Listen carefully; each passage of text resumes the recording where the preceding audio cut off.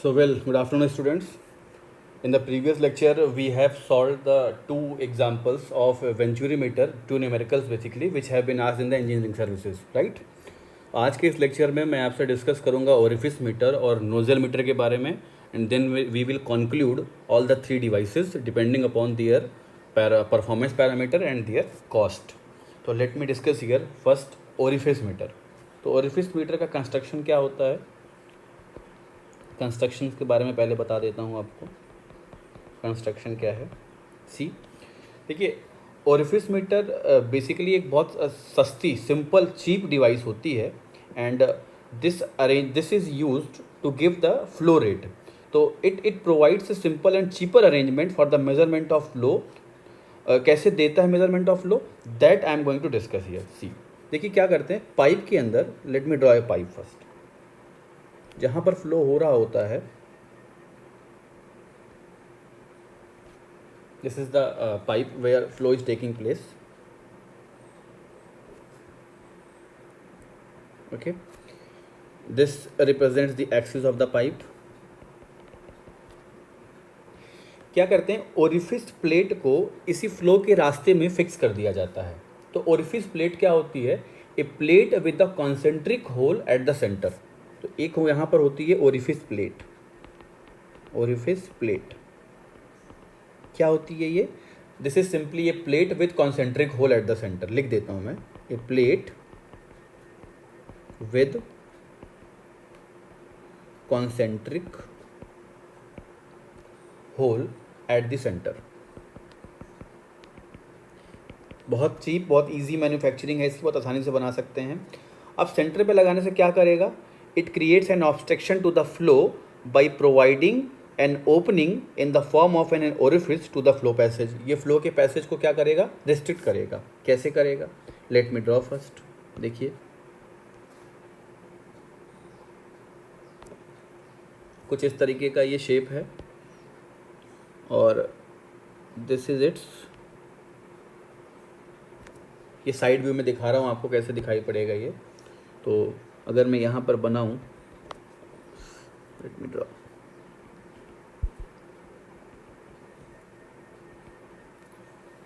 कुछ इस तरीके से आपको नज़र आएगा ये प्लेट. बहुत शार्प एज होती है इसकी, शार्प एज्ड प्लेट बोलते भी हैं इसको, शार्प एज्ड,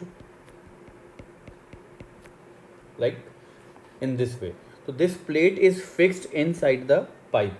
इसको पाइप को पाइप में फिक्स करते हैं.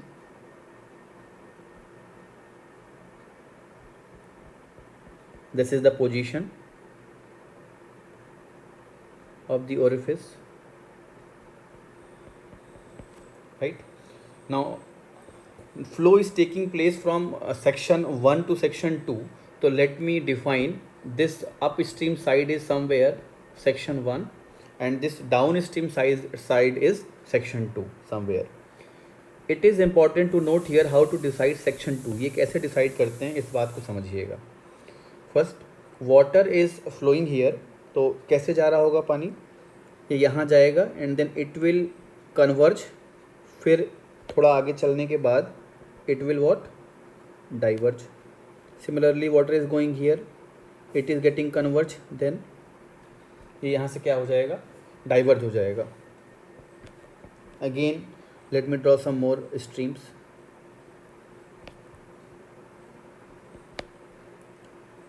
Right, so you can observe कि जैसे ही फ्लो सेक्शन अपनी प्लेट के कॉन्सेंट्रिक होल को पार करता है, उस जगह पर इसका एरिया मिनिमम नहीं है. In fact it is acquiring the minimum area just away from the plate, just some distance away from the plate.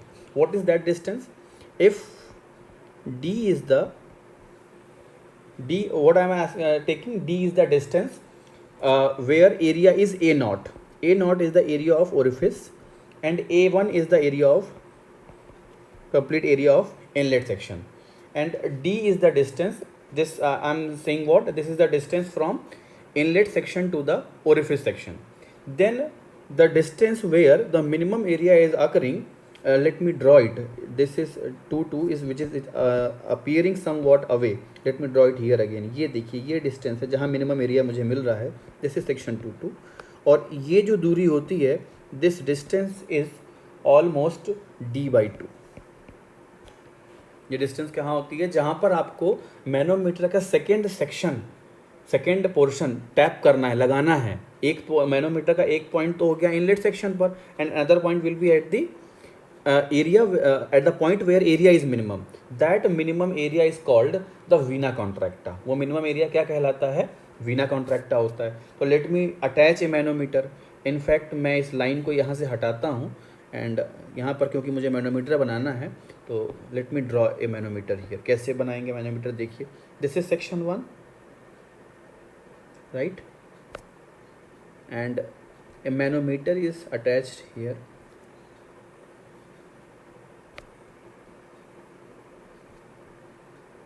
ये देखिए, तो second section must always be connected at the minimum area, that minimum area is called Veena contracta. लेकिन ऐसा हो नहीं पाता।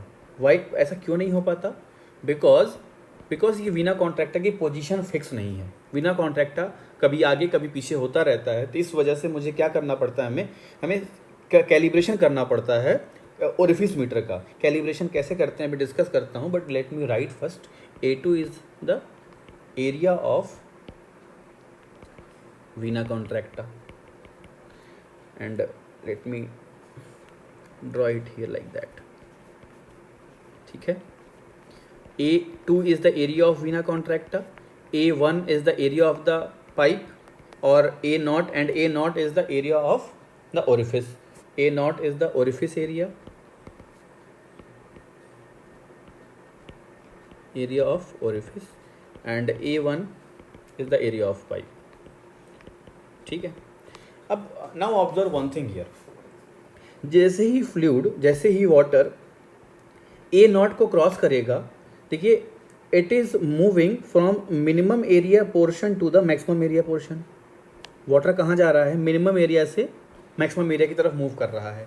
Since area at 2 is lesser than somewhere, let's say here at 3 point, area at 3, तो अगर एरिया बढ़ रहा है, डेफिनेटली इसकी वेलोसिटी क्या होगी, घटना शुरू हो जाएगी from the principle of continuity, and that means P3 is less than, not P3, first velocity I am talking, sorry, V3 is less than V2, और अगर V3 V2 से कम है तो इसका मीनिंग हुआ कि P3 is greater than P2।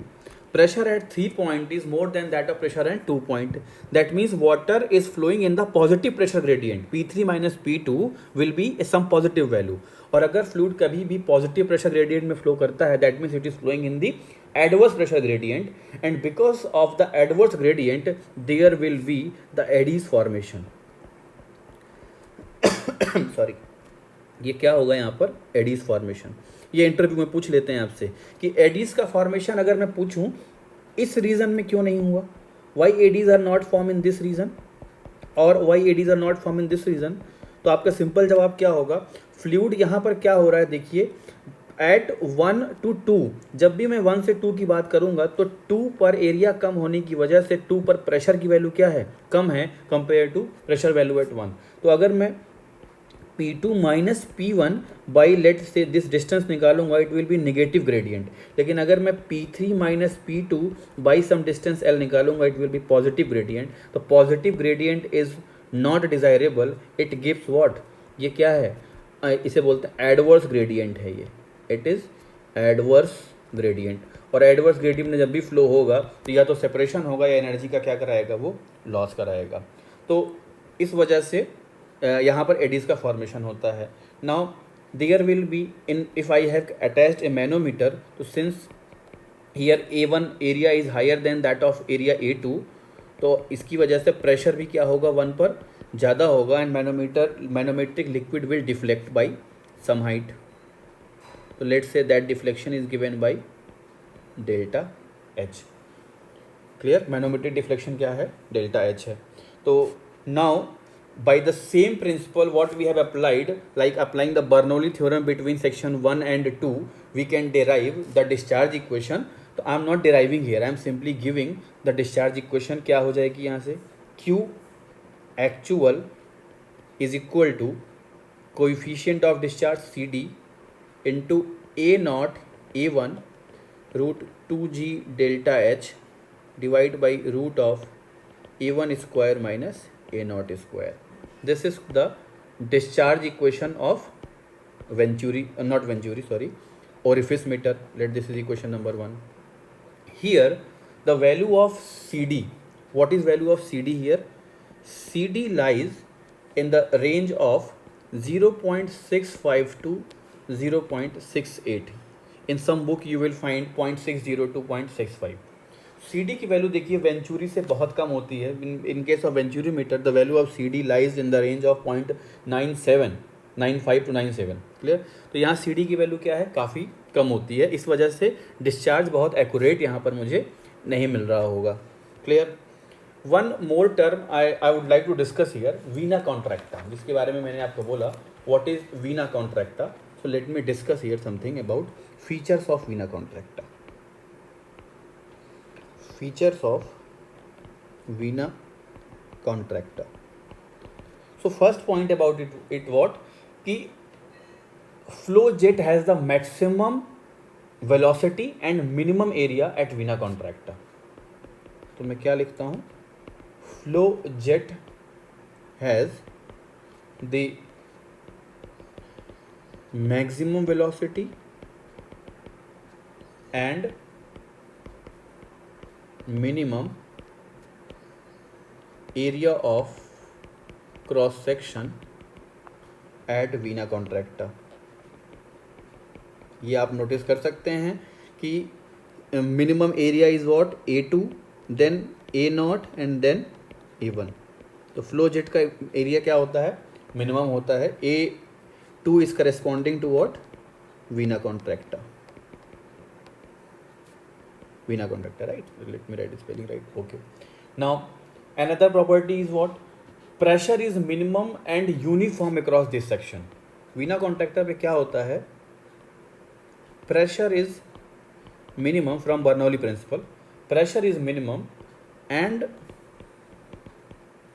uniform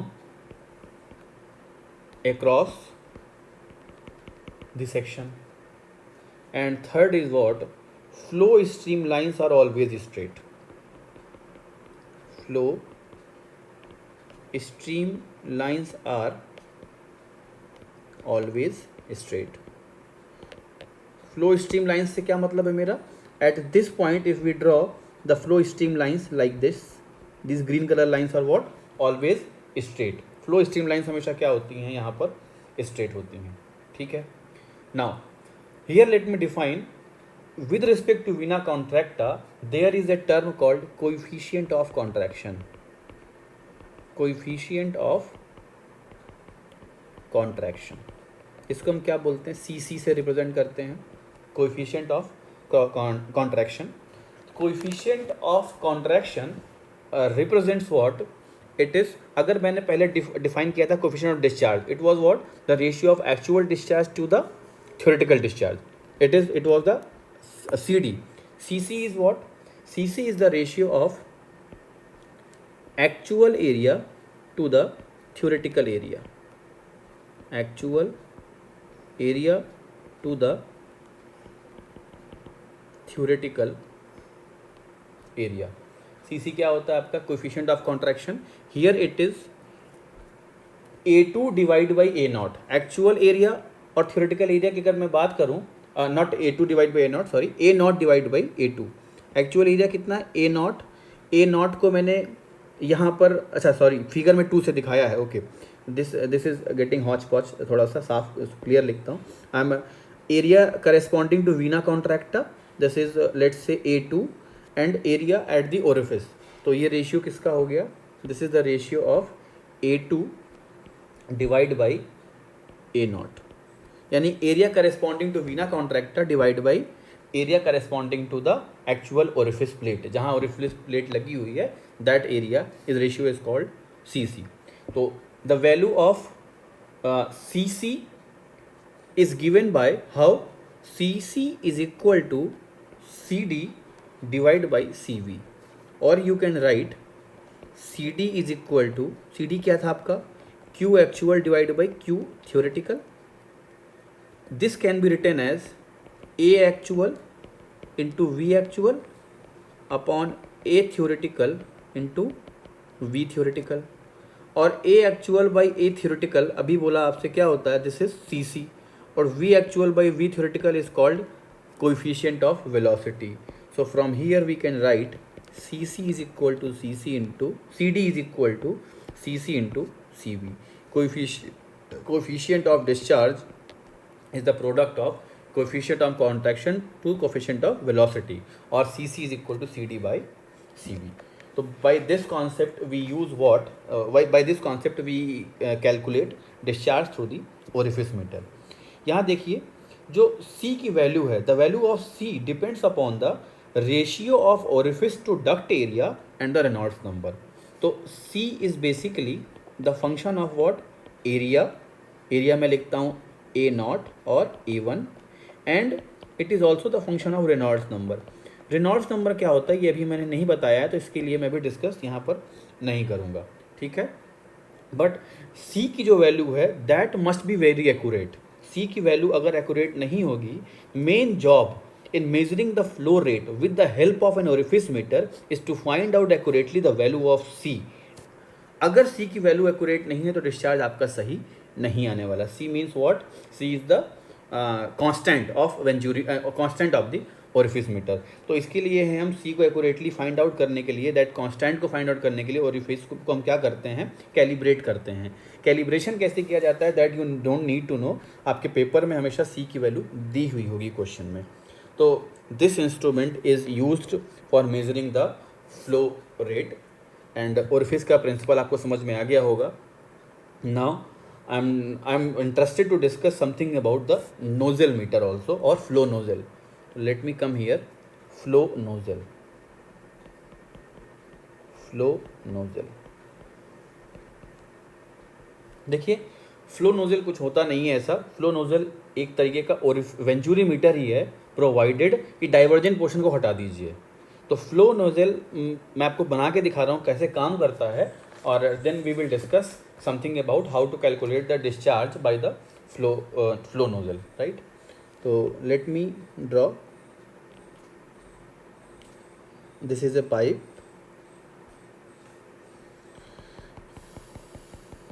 in which fluid is flowing, ठीक है.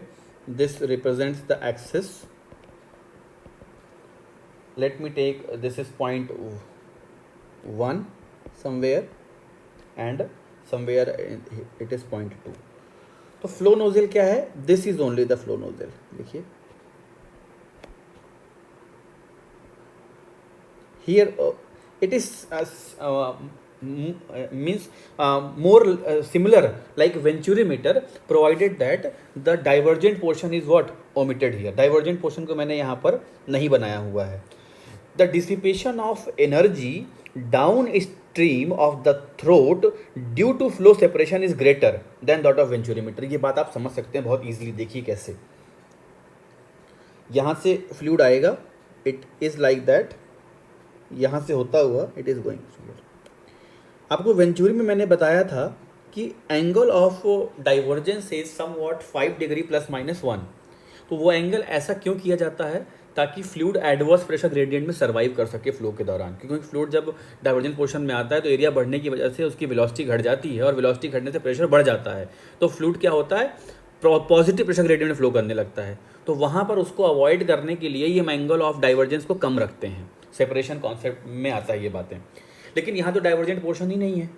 तो डाइवर्जेंट नहीं है इसका मतलब क्या है? यहाँ पर लॉसेस बहुत ज़्यादा हैं, and there is huge formation of eddies after when fluid passing through the nozzle section. यानी जैसे ही फ्लूइड पॉइंट 2 की तरफ मूव 2 से आगे बढ़ना शुरू करेगा तो यहाँ पर बहुत ज़्यादा एडीज का फॉर्मेशन है, and huge losses are there. लेकिन ये लॉसेज इस बात से कॉम्पनसेट कर लिए जाते हैं कि ये डिवाइस बहुत चीप है, बहुत सस्ती डिवाइस होने की वजह से ये वेंचुरी जैसी एफिशिएंट डिवाइस नहीं है. तो डाउन स्ट्रीम जो कनेक्शन है मैनोमीटर का, आपको मैनोमीटर एक वन एंड पे लगाएंगे, और दूसरा एंड जो था, जब मैंने वेंचुरी की बात की तो that was exactly at the throat. जब मैंने ओरिफिस की बात की तो it was exactly at the vena contracta. जब मैं नोजल मीटर की बात करता हूँ तो point 2 may be anywhere in the divergent portion to the downstream side. जरूरी नहीं है कि पॉइंट टू बिल्कुल जहाँ से फ्लूइड बाहर निकल रहा है वहीं पर हो, पॉइंट टू वेरिएशन में आ सकता है। तो अगर ये प्रिंसिपल भी इसका सेम है, it works on the principle of venturi, तो डेफिनेटली इसका डिस्चार्ज इक्वेशन भी क्या है, वेंचुरी के प्रिंसिपल पर ही काम करता है and somewhat similar like venturi meter. तो एक कंपैरिजन आपको दिखाता हूँ मैं कि कंपैरेटिव पिक्चर क्या है, comparison of all flow meters, flow measuring devices जो हमने यहाँ पर कवर करी हैं, आपको इनका एक कंपैरिजन दिखाता हूँ। Comparison I will do in terms of types of flow meter, accuracy देख लेते हैं उनकी कैसी है, कॉस्ट कैसी है, loss of head and the purpose of comparing most important is what, their CD values कितनी हैं। तो first we cover venturi meter, its accuracy is very high, cost is also very high, head loss is low, and CD is 0.95 to 0.978, or you may write C directly 0.98, ठीक है, या 978 ही लिखता हूँ जो हमने वहाँ पर लिखा था। Orifice meter accuracy low, cost is also low, head loss is high, and CD is 0.60 to 0.65 or 65 to 68 you can say. Now third is flow nozzles. This is what intermediate between venturi and orifice meter. ये क्या है, intermediate किसी भी चीज़ में, accuracy में देखूँ, cost में देखूँ, या हेड में देखूँ, हेड लॉस में देखूँ, तो intermediate between a venturi meter and an orifice meter, and its CD value lies from 0.72 to 0.80।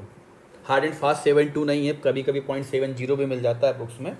तो this by this analysis you can say the highest efficient is the venturi meter and least efficient is the orifice meter, and the flow nozzles are in intermediate. ठीक है, तो इस बात के साथ कि मैं आपको फ्लो मेजरिंग डिवाइसेस को यहाँ एंड करता हूँ, और नेक्स्ट लेक्चर में we will solve few numericals and the velocity measuring devices based on the Bernoulli principle, that is pitot tube. तब तक आप इन चीज़ों को रिवाइज कीजिए। Thank you.